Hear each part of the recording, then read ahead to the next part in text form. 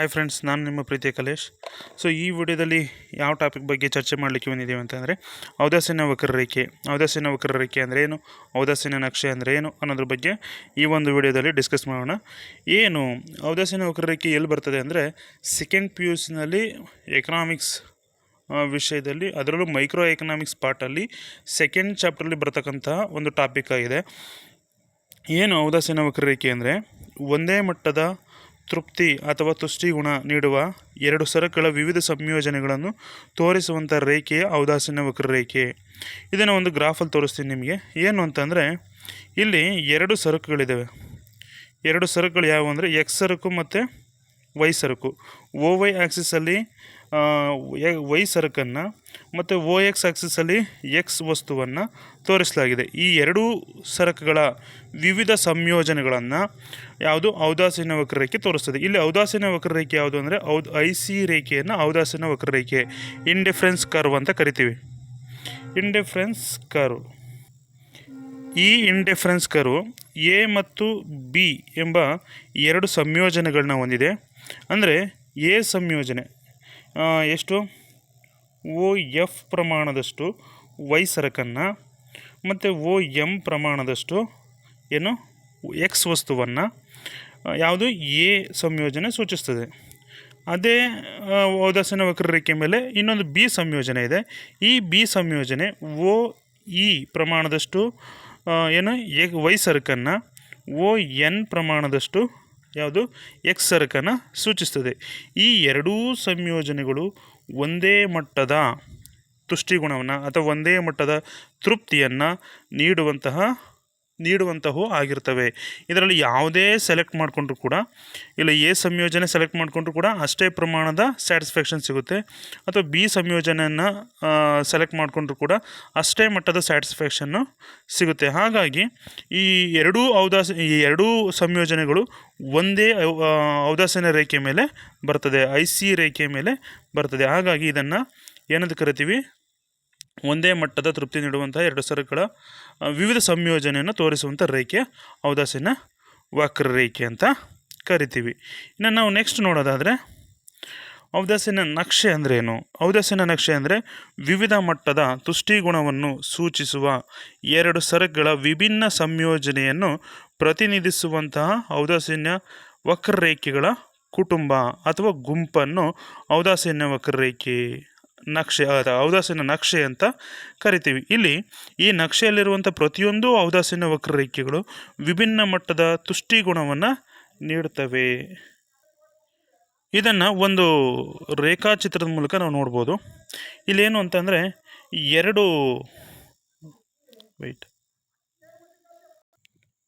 ಅಂದರೆ ನಾವು ಅಲ್ಲಿ ಯಾವುದು ಔದಾಸೀನ ವಕ್ರರೇಖೆ ನೋಡುವಾಗ ಒಂದೇ ಮಟ್ಟದ ತೃಪ್ತಿ ನೀಡುವ ಅಥವಾ ಒಂದೇ ಮಟ್ಟದ ತುಷ್ಟಿಗುಣ ನೀಡುವ ಅಂತ ನಾವು ಓದಿದ್ವಿ. ಇಲ್ಲಿ ಔದಾಸೀನ ನಕ್ಷೆ ಅಂದರೆ ಏನು ಅಂತಂದರೆ ವಿವಿಧ ಮಟ್ಟದ, ಬೇರೆ ಬೇರೆ ಮಟ್ಟದ ಅಥವಾ ಬೇರೆ ಬೇರೆ ಲೆವೆಲ್ನ ತುಷ್ಟಿಗುಣ ನೀಡುವ, ತುಷ್ಟಿಗುಣವನ್ನು ಸೂಚಿಸುವ ಎರಡು ಸರಕುಗಳ ವಿಭಿನ್ನ ಸಂಯೋಜನೆಯನ್ನು ಪ್ರತಿನಿಧಿಸುವಂತಹ ಔದಾಸೀನ ವಕ್ರರೇಖೆಗಳ ಕುಟುಂಬ. ದಟ್ ಮೀನ್ಸ್ ಇಲ್ಲಿ ಏನಂತ ಅರ್ಥ ಅಂದರೆ ಔದಾಸೀನ ವಕ್ರರೇಖೆಗಳ ಗುಂಪು. ನಾವು ಅಲ್ಲಿ ಒಂದು ಔದಾಸೀನ ವಕ್ರರೇಖೆ ನೋಡಿದ್ವಿ, ಇಲ್ಲಿ 3 ಔದಾಸೀನ ವಕ್ರರೇಖೆಯನ್ನು ನೋಡ್ತಾ ಇದ್ದೀವಿ. ಎಷ್ಟು? 3. ಹಾಗಾಗಿ ಈ 3 ಏನಾಗಿದೆ ಅಂದರೆ ಒಂದು ಗುಂಪಾಗಿದೆ. ಈ 3 ಔದಾಸೀನ ವಕ್ರರೇಖೆಗಳು ಒಂದು ಗುಂಪಾಗಿದೆ. ಇದನ್ನು ಔದಾಸೀನ ವಕ್ರರೇಖೆಯ ನಕ್ಷೆ ಅಂತ ಕರಿತೀವಿ. ಇಲ್ಲಿ IC1 ರೇಖೆ, ಇದು ಒಂದು ಔದಾಸೀನ ವಕ್ರರೇಖೆ. ಇದು IC2 ರೇಖೆ, ಇದು ಒಂದು ಔದಾಸೀನ ವಕ್ರರೇಖೆ. IC3 ರೇಖೆ, ಇದು ಒಂದು ಔದಾಸೀನ ವಕ್ರರೇಖೆ. ಈ 3 ವಕ್ರರೇಖೆಗಳನ್ನ ನಾವು ಒಂದೇ ಕಡೆ ಗುಂಪಾಗಿ ನೋಡೋದನ್ನು ನಾವೇನಂತ ಕರಿತೀವಿ, ಏನು ಔದಾಸೀನ ನಕ್ಷೆ ಅಂತ ಕರಿತೀವಿ. ಇಲ್ಲಿ ಏನು ಬೇರೆ ಬೇರೆ ಮಟ್ಟದ, ವಿವಿಧ ಮಟ್ಟದ ತೃಪ್ತಿಯನ್ನು ನೀಡುವ ಅಥವಾ ತುಷ್ಟಿಗುಣವನ್ನು ನೋಡುವ. ಈಗ ಔದಾಸೀನ ವಕ್ರರೇಖೆ ಒಂದು ಅಂದರೆ IC1 ಇದೇ ಒಂದು ಮಟ್ಟದ ತುಷ್ಟಿಗುಣವನ್ನು ನೀಡುತ್ತದೆ. ಇದು IC1ಗಿಂತ ಹೆಚ್ಚಿನ ಮಟ್ಟದ ತುಷ್ಟಿಗುಣವನ್ನು ನೀಡುತ್ತದೆ.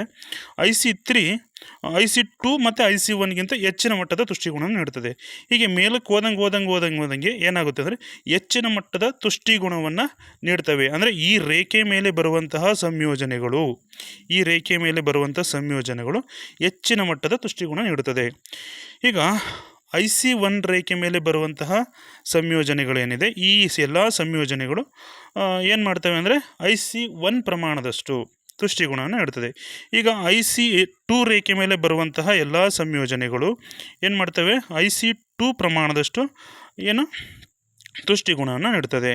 ಈಗ ನೆಕ್ಸ್ಟ್ ನೋಡೋದಾದರೆ IC3 ರೇಖೆ ಮೇಲೆ ಬರುವಂತಹ ಎಲ್ಲ ಸಂಯೋಜನೆಗಳು ಏನು ಮಾಡ್ತವೆ IC3 ಪ್ರಮಾಣದಷ್ಟು ಸರಕನ್ನು ತುಷ್ಟಿಗುಣವನ್ನು ನೀಡ್ತವೆ. ಹಾಗಾಗಿ ಈ ಈ ಗ್ರಾಫನ್ನು ನಾವು ನೋಡೋದು ಏನು ಅಂತಂದರೆ ಇಲ್ಲಿ ಎರಡು ಸರಕುಗಳು, ಒಂದು ಮಾವಿನ ಹಣ್ಣು ಇನ್ನೊಂದು ಬಾಳೆಹಣ್ಣು, ಇನ್ನೊಂದು ಬಾಳೆಹಣ್ಣು, ಈ ಎರಡೂ ಸರಕುಗಳ ವಿಭಿನ್ನ ಸಂಯೋಜನೆಗಳು ಎಲ್ಲಿ ಔದಾಸೀನ್ಯ ವಕ್ರರೇಖೆ ಮೇಲೆ ಸೂಚಿಸ್ತದೆ.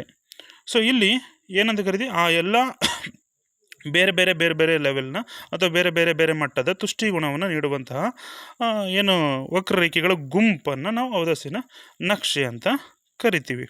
ಇನ್ನು ನಾವು ನೆಕ್ಸ್ಟ್ ನೋಡೋದಾದರೆ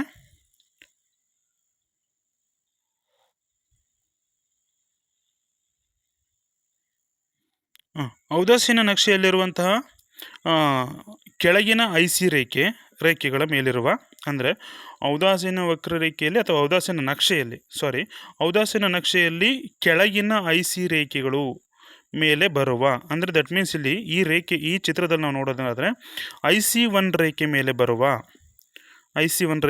ಇಲ್ಲಿ IC ಅಂತ ಹಾಕಿದ್ದೇನೆ ಅಂದರೆ ಕೆಳಗೆ ತಳಮಟ್ಟದ ಔದಾಸೀನ ವಕ್ರರೇಖೆ ಮೇಲೆ ಬರುವಂತಹ ಸಂಯೋಜನೆಗಳು ಕಡಿಮೆ ತುಷ್ಟಿಗುಣವನ್ನು ನೀಡುತ್ತವೆ ಮತ್ತು ಮೇಲಿನ ಔದಾಸೀನ ವಕ್ರರೇಖೆ ಮೇಲಿರುವಂತಹ ಸಂಯೋಜನೆಗಳು ಹೆಚ್ಚಿನ ಮಟ್ಟದ ತುಷ್ಟಿಗುಣವನ್ನು ನೀಡುತ್ತವೆ. ಸೊ ಆದ್ದರಿಂದ ವಿವೇಚನಾಶೀಲ ಅನುಭೋಗಿ ಎರಡೂ IC ರೇಖೆಗಳಲ್ಲಿ ಎತ್ತರದ IC ರೇಖೆಯ ಮೇಲಿರುವ ಸಂಯೋಜನೆಗಳಿಗೆ ಆದ್ಯತೆ ನೀಡುತ್ತಾನೆ. ಇದನ್ನೇ ಏಕತಾನಾತ್ಮಕ ಒಲವು ಅಂತ ಕರಿತೀವಿ. ಅಂದರೆ ನಾವು ಗ್ರಾಫಲ್ಲಿ ಹೇಳ್ತೀನಿ ಏನು ಅಂತಂದರೆ ಇಲ್ಲಿ IC ಅಂದರೆ ಕೆಳಮಟ್ಟದ IC ರೇಖೆ, ಇಲ್ಲಿ ಕೆಳಮಟ್ಟದ IC ರೇಖೆ ಯಾವುದು IC1, ಈ IC1 ರೇಖೆ ಮತ್ತು IC2 ರೇಖೆ, IC3 ರೇಖೆ ಅಂತ ಎರಡಿದ್ದಾವೆ. ಇಲ್ಲಿ ಪೂರ್ತಿ ಕೆಳಮಟ್ಟದ್ದು ಅಂದರೆ IC1 ರೇಖೆ, ಇದು ಕಡಿಮೆ ತುಷ್ಟಿಗುಣವನ್ನು ನೀಡುತ್ತದೆ. ಅದಕ್ಕಿಂತ ಮೇಲ್ಮಟ್ಟ ರೇಖೆ ಯಾವುದು IC2 ರೇಖೆ, ಇದು IC1ಗಿಂತ ಹೆಚ್ಚಿನ ಪ್ರಮಾಣ ತುಷ್ಟಿಗುಣ ನೀಡುತ್ತದೆ. ಅದಕ್ಕಿಂತ ಮೇಲ್ಮಟ್ಟದ ಯಾವುದು IC3 ರೇಖೆ, ಇದು ಏನಾಗುತ್ತೆ IC2 ಮತ್ತು IC1ಗಿಂತ ಹೆಚ್ಚಿನ ಪ್ರಮಾಣದ ತುಷ್ಟಿಗುಣವನ್ನು ನೀಡುತ್ತದೆ. ಹೀಗೆ ಮೇಲಕ್ಕೆ ಹೋದಂಗೆ ಎತ್ತರದ ಔದಾಸೀನ್ಯ ವಕ್ರರೇಖೆಗಳು ಏನು ಮಾಡ್ತವೆ ಹೆಚ್ಚಿನ ಮಟ್ಟದ ತುಷ್ಟಿಗುಣವನ್ನು ನೀಡ್ತವೆ. ಮತ್ತು ಆದ್ದರಿಂದಾಗಿ ಅನುಭೋಗಿ ಏನು ಮಾಡ್ತಾನೆ, ಯಾವುದೇ ಅನುಭೋಗಿ ವಿವೇಚನಾಶೀಲವಾಗಿ ಯೋಚನೆ ಮಾಡ್ತಾನೆ, ಥಿಂಕ್ ಮಾಡಿ ಯೋಚನೆ ಮಾಡಿ ಏನು ಮಾಡ್ತಾನೆ ಅವನು ಹೆಚ್ಚು ಏನು ಮಾಡ್ತಾನೆ, ಯಾವುದು ಹೆಚ್ಚು ನನಗೆ ಸ್ಯಾಟಿಸ್ಫ್ಯಾಕ್ಷನ್ ಕೊಡುತ್ತೆ, ಯಾವುದು ಹೆಚ್ಚು ನನಗೆ ತುಷ್ಟಿಗುಣ ಕೊಡುತ್ತೆ ಅದನ್ನು ಆ ಅನುಭೋಗಿ ಏನು ಮಾಡ್ತಾನೆ ಸೆಲೆಕ್ಟ್ ಮಾಡ್ತಾನೆ, ಆ ಸಂಯೋಜನೆಯನ್ನು ಸೆಲೆಕ್ಟ್ ಮಾಡ್ತಾನೆ. ಅಂದರೆ ಇಲ್ಲಿ IC3 ರೇಖೆ ಏನಾಗಿದೆ ಹೆಚ್ಚಿನ ಮಟ್ಟದ ತುಷ್ಟಿಗುಣವನ್ನು ನೀಡ್ತದೆ. ಹಾಗಾಗಿ ಅನುಭೋಗಿ ಏನು ಮಾಡ್ತಾನೆ ಅಂದರೆ IC3 ರೇಖೆ ಮೇಲೆ ಬರುವಂತಹ ಸಂಯೋಜನೆಗಳನ್ನ ಆಯ್ಕೆ ಮಾಡ್ಕೊಳ್ತಾನೆ. ಇದನ್ನು ನಾವು ಏನಂತ ಕರಿತೀವಿ ಏಕತಾನಾತ್ಮಕ ಒಲವು ಅಂತ ಕರಿತೀವಿ. ಇನ್ನು ನೆಕ್ಸ್ಟ್ ನೋಡೋದಾದರೆ IC1 ರೇಖೆ ಮೇಲಿರುವ ಎಲ್ಲ ಸಂಯೋಜನೆಗಳು ಒಂದೇ ಮಟ್ಟದ ತುಷ್ಟಿಗುಣವನ್ನು ನೀಡುವುದರಿಂದ ಅನುಭೋಗಿಯು ಎಲ್ಲ ಸಂಯೋಜನೆಗಳಿಗೆ ಒಲವು ತೋರುತ್ತಾನೆ. ಅಂದರೆ IC1 ರೇಖೆ ಮೇಲೆ ಬರುವಂತಹ ಸಂಯೋಜನೆಗಳು ಏನು ಮಾಡ್ತವೆ ಅವೆಲ್ಲವೂ ಕೂಡ ಒಂದೇ ಮಟ್ಟದ ತುಷ್ಟಿಗುಣ ನೀಡ್ತವೆ. ಮತ್ತು IC2 ರೇಖೆ ಮೇಲೆ ಬರುವಂಥ ಎಲ್ಲ ಸಂಯೋಜನೆಗಳು ಒಂದೇ ಮಟ್ಟದ ತುಷ್ಟಿಗುಣ ನೀಡ್ತವೆ. IC3 ರೇಖೆ ಮೇಲೆ ಬರುವಂಥ ಎಲ್ಲ ಸಂಯೋಜನೆಗಳು ಒಂದೇ ಮಟ್ಟದ ತುಷ್ಟಿಗುಣ ನೀಡ್ತವೆ. ಸೊ ಇಲ್ಲಿ ಈ ಮೂರೂ ರೇಖೆಗಳು ಬೇರೆ ಮಟ್ಟದ ತುಷ್ಟಿಗುಣ ನೀಡುತ್ತದೆ. ಈ ಮೂರೂ ಔದಾಸೀನ್ಯ ವಕ್ರರೇಖೆಗಳು ಬೇರೆ ಮಟ್ಟದ ತುಷ್ಟಿಗುಣ ನೀಡ್ತದೆ. ಬಟ್ ಇಲ್ಲಿ ಇನ್ನೊಂದು ವಿಚಾರ ಏನು ಅಂತಂದರೆ IC1 ರೇಖೆ ಮೇಲೆ ಬರುವಂಥ ಸಂಯೋಜನೆಗಳು ಯಾವ್ಯಾವ ಸಂಯೋಜನೆಗಳು ಬರ್ತವೆ ಅವೆಲ್ಲೂ ಕೂಡ ಒಂದೇ ಮಟ್ಟ ತುಷ್ಟಿಗುಣ. ಸೊ ಇಲ್ಲಿ ಏನಾಗುತ್ತೆ ನೆಕ್ಸ್ಟ್ ಇನ್ನೂ ಹೆಚ್ಚಾದಂಗೆ ಏನಾಗುತ್ತೆ ನೆಕ್ಸ್ಟ್ ಅದರ ಮೇಲಿರುವಂಥ ರೇಖೆ IC2 ರೇಖೆ, ಇದರ ಮೇಲೆ ಬರುವಂಥ ಸಂಯೋಜನೆಗಳು IC2 ಪ್ರಮಾಣದಷ್ಟು. ಹೀಗೆ ನೆಕ್ಸ್ಟ್ ನೋಡೋದಾದರೆ IC1ಗಿಂತ IC2 ಹೆಚ್ಚು ತುಷ್ಟಿಗುಣ, IC2ಗಿಂತ IC3 ಅಧಿಕ ತುಷ್ಟಿಗುಣ ನೀಡುತ್ತದೆ. ಆದ್ದರಿಂದ ಎತ್ತರದ IC ರೇಖೆಗಳ ಮೇಲಿರುವಂತಹ ಸಂಯೋಜನೆಗಳಿಗೆ ಒಲವು ತೋರುತ್ತಾನೆ. ಸೊ ಇದಿಷ್ಟು ಔದಾಸೀನ್ಯ ವಕ್ರರೇಖೆ ಮತ್ತು ಔದಾಸೀನ್ಯ ನಕ್ಷೆಗೆ ಸಂಬಂಧಪಟ್ಟಂತಹ ಸಿಲೆಬಸ್ ಅಥವಾ ನೋಟ್ಸ್ ಅಂತ ಹೇಳ್ಬೋದು. ಸೊ ಇದಿಷ್ಟು ಔದಾಸೀನ ನಕ್ಷೆ ಮತ್ತು ಔದಾಸೀನ ವಕ್ರರೇಖೆ. ಸೊ ಯಾರೆಲ್ಲ ನನ್ನ ವಿಡಿಯೋ ನೋಡ್ತಾ ಇದ್ದೀರಾ, ಸೊ ನನ್ನ ಯೂಟ್ಯೂಬ್ ಚಾನಲ್ ಸಬ್ಸ್ಕ್ರೈಬ್ ಆಗಿ. ನಾನು ಕಂಪ್ಲೀಟ್ ಸೆಕೆಂಡ್ ಇಯರ್ದು ಏನು ಸಿಲೆಬಸ್ ಇದೆ ಅದೆಲ್ಲ ಟಾಪಿಕ್ನು ನಾನು ಕ್ಲಾಸ್ ಮಾಡ್ತೀನಿ, ಎಲ್ಲದನ್ನು ಕೂಡ ಮುಗಿಸ್ಕೊಡ್ತೀನಿ.